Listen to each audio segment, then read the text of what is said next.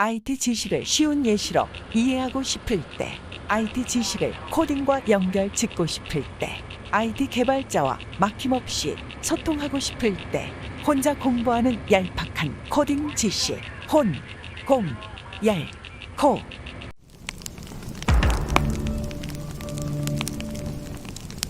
안녕하세요. 독서 천재 정태유입니다. 이제는 아침에 눈을 뜨면 코딩이라는 말을 너무도 쉽게 듣는 때입니다. 초등학생 아이가 있는 집이면 학교에서 그리고 학원에서 기본적으로 수업을 듣는다는 것을 알 수 있죠. 시대가 시대인 만큼 코딩은 전문적인 직업을 가진 사람만이 하는 게 아니라 말 그대로 초등학생도 쉽게 배우고 활용할 수 있는 시대가 된 것이죠. 제가 학창 시절일 때만 하더라도 프로그래밍이라고 하는 것이 자체 언어를 포함해서 오래전 플로피디스크 시절에는 상상도 못했던 일들이었습니다. 그러던 것이 CD 시대를 거쳐 USB 시대, 클라우드 시대에 접어들고 나니 하드웨어를 포함해서 소프트웨어까지 비약적으로 발전했습니다. A부터 G까지 일일이 하나하나 들여다보지 않더라도 기본적으로 정해진 대로만 해도 어느 정도 결과를 예측한 대로 실행하게 되는 거죠. 마치 장난감을 가지고 놀듯 정해진 길을 따라 전후 좌우를 선택해서 가는 걸 볼 수 있듯이 마냥 신기하기만 합니다. 이 책 혼자 공부하는 얄팍한 코딩 지식은 그런 점에 있어서 코딩에 관해 아무것도 모르는 사람, 즉 기본, 기초, 처음 시작하는 사람에게 교과서와 같은 책이라고 말하고 싶네요. 자주 사용하는 단어에 대해서는 마치 백과사전처럼 일일이 설명해 주고 있는 것뿐만 아니라 그 단어가 쓰이는 상황과 단계별로 이루어지는 일들에 대해서도 상세하게 설명해 줍니다. 정말로, 진짜로 코딩의 초짜인 사람들도 얼마든지 혼자서 공부하고 시작할 수 있게끔 도와주는 책이라는 거죠. 저 역시 이전에는 코딩이라는 말을 듣고 내가 뭘 알 수 있겠어? 내가 뭘 하겠어? 라고만 생각했었는데요. 이 책을 보고 나니 굳이 프로그래밍 전문가는 아니더라도 관련 업계의 기본적인 단어를 포함해서 진행되는 일들에 대해서 조금이나마 알게 된 것 같습니다. 책 아래는 QR코드를 통해서 동영상 강의도 볼 수 있는데요. 코딩 유튜버 얄팍한 코딩 사전의 지필서입니다. IT 지식이라고 하는 게 끊임없이 변하고 업데이트되고 수시로 바뀌는 겁니다. 변화의 흐름 속에서 뒷짐지고 바라만 보고 있을 게 아니라 실제로 그 흐름을 몸소 느끼는 법. 그 시작은 바로 책을 읽는 것에서 시작합니다. 모든 걸 다 알 수는 없지만 당장 급한 것부터 알고자 노력하는 것. 혼자 공부하는 얄팍한 코딩 지식 얄팍하면 어떻습니까? 모르는 것보다야 낫죠. 코딩, 너무 어렵게만 생각할 게 아니라 겁먹지 말고 책부터 읽어보는 건 어떨까요? 차근차근 한 장 한 장을 넘기는 동안 나도 모르게 얄팍한 지식이 점점 자리 잡아 가게 되는 걸 느끼게 될 겁니다. 개발자와 협업이 어려운 비개발 직군 또는 주니어 개발자에게 꼭 추천해 주고 싶은 책입니다. 혼자서도 충분히 공부할 수 있는 책, 오늘부터 함께 해보시기 바랍니다. 고맙습니다. 챕터 1 개발자 이해하기, 개발과 개발자 용어 알기. 개발자는 대체 뭐 하는 사람인가요? 손안에 앱을 만드는 개발자, 모바일 개발자. 모바일 개발자의 역사는 길지 않지만 스마트폰이 대중화된 오늘날 많은 개발자가 이 직군에서 일하고 있습니다. 모바일 개발자들은 명칭에서 알 수 있듯 스마트폰에서 동작하는 애플리케이션을 개발하며 앱 개발자라고도 합니다. 그게 안드로이드 개발자와 iOS 개발자로 나뉘고 회사나 서비스에 따라서 혼자 이 둘을 모두 담당하기도 합니다. 안드로이드 개발자는 말 그대로 갤럭시를 비롯한 안드로이드 기반의 모바일 앱을 개발합니다. 예전에는 자바를 많이 사용했으나 2017년 이후부터는 보다 간결한 언어인 코틀린도 많이 사용합니다. 일반적으로는 둘 중 하나의 언어를 선택하여 개발하지만 폭넓은 개발을 위해서는 양쪽 모두 익혀두는 것이 유리합니다. 안드로이드와 시장을 양분하는 iOS 개발자는 아이폰과 아이패드용 모바일 앱을 개발합니다. 예전에 iOS 개발은 오브젝티브-C라는 언어를 사용했지만 오브젝티브-C보다 현대적인 언어인 스위프트가 출시되고 나서부터는 스위프트를 주로 사용합니다. 안드로이드 진영의 자바가 아직도 널리 쓰이는 것과는 달리 오브젝티브-C는 오늘날 거의 사용되지 않습니다.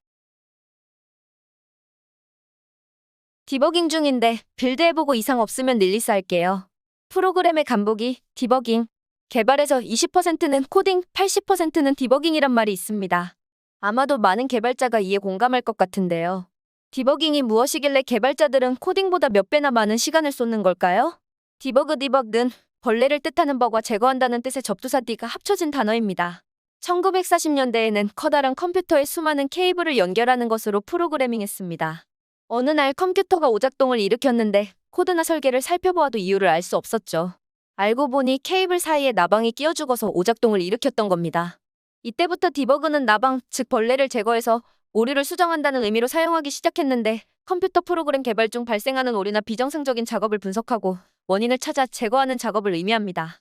디버그는 주로 오류 수정 프로그램과 그 작업을 통칭하는 단어로 사용되며 오류를 찾아 제거하는 행동을 디버깅이라고 합니다. 디버깅이 개발의 많은 부분을 차지하고 있기 때문에 놓쳐서는 안 될 중요한 작업입니다. 챕터 2. 개발자와 소통하기, IT 업계 용어 알기. IP는 뭐고 HTTPS는 뭐죠? 내 컴퓨터의 주소, IP 주소. 우리는 한 번쯤 범죄 현장에 남은 지문을 분석해서 범죄자를 특정하거나 검거했다는 뉴스를 접한 적이 있습니다. 지문 분석으로 범죄자를 찾는 일은 사람마다 가지고 있는 고유한 지문 모양으로 개개인을 특정할 수 있기 때문에 가능한 일입니다. 사람의 지문처럼 PC나 스마트폰도 각 기기를 식별할 수 있는 특수한 번호를 가지고 있습니다. 이 번호가 바로 IP 주소입니다. 우리가 인터넷으로 쇼핑이나 검색 등 여러 가지 활동을 할 때 PC나 스마트폰 같은 기기들은 인터넷상에서 서로 통신하며 데이터를 주고받습니다. 택배를 보낼 때 수신자 주소와 발신자 주소를 사용하는 것처럼 각 기기는 IP 주소를 사용해서 서로를 인식하고 통신할 수 있습니다. 사실 IP 주소는 기기 자체의 주소가 아니라 기기와 연결된 네트워크 끝단의 주소입니다. 지금 사용하고 있는 노트북을 카페 인터넷에 연결하면 IP 주소도 바뀝니다. 개발자들은 왜 리눅스를 좋아하나요? 누구나 참여할 수 있는 소프트웨어, 오픈소스. 이번에는 리눅스의 특징인 오픈소스를 자세히 살펴보겠습니다. 오픈소스 소프트웨어는 누구든지 프로그램의 소스 코드를 살펴볼 수 있으며 오류를 찾아 수정하거나 새로운 기능을 제안하는 방식으로 개발에 참여할 수 있습니다. 그뿐만 아니라 리눅스 배포판처럼 기존의 소스 코드를 수정해서 다른 프로그램으로 출시하는 것도 가능합니다. 오픈소스 소프트웨어는 일반적으로는 회사에서 영리를 목적으로 판매하는 상용 소프트웨어가 아니므로 프로그램의 디테일이나 설명서, 유지 보수 등이 빈약한 경우가 많습니다. 제작자에겐 기술 지원을 제공할 의무가 없기 때문이죠. 하지만 리눅스가 그렇듯 개발자들의 인기를 얻게 되면 이런 부분을 보완할 수 있습니다. 제품 개선에 자발적으로 참여하는 사람들이 많아지기 때문입니다.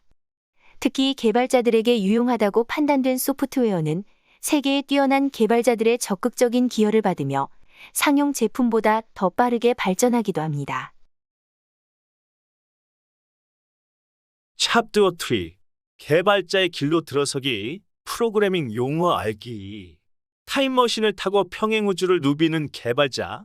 이제 압축 백업은 그만. VCS, 버전 관리란 무엇이고 얼마나 대단한 것이길래 프로그램이 따로 필요한 것인가 하는 의문이 들 수 있습니다. 사실 이는 현업에서 직접 개발 프로젝트를 진행해 보기 전에는 실감하기 어려운 부분이기도 하죠. 미리 요약해서 말하자면 프로젝트의 버전을 관리한다는 것은 개발되는 소프트웨어의 시간과 차원을 관리하고 통제한다는 의미입니다. 소프트웨어의 시간과 차원을 관리해주는 시스템을 버전 관리 시스템, 다른 말로 VCS (Version Control System라고 합니다. 즉, 프로젝트의 변경 내역, 프로젝트 버전을 관리해주는 프로그램이죠. 소프트웨어를 개발하다 보면 일정 단위의 작업을 취소하고 프로젝트를 이전 버전으로 되돌려야 하는 일이 종종 생깁니다. 예를 들면 앱 화면이 복잡해서 몇 개의 버튼을 하나로 합쳤는데 오히려 사용자들이 불편하다고 하여 원상복구를 요구하는 경우가 있습니다. 이처럼 추가한 기능이 기기의 성능을 저하시키거나 오류를 발생시키는 경우도 있고 바뀐 디자인에 대한 사용자 반응이 좋지 않아 이전 상태로 되돌리는 경우도 있습니다. 혹은 기획팀에서 결정을 번복하는 등 프로젝트 진행 도중 이전 버전으로 되돌리는 이유는 다양합니다.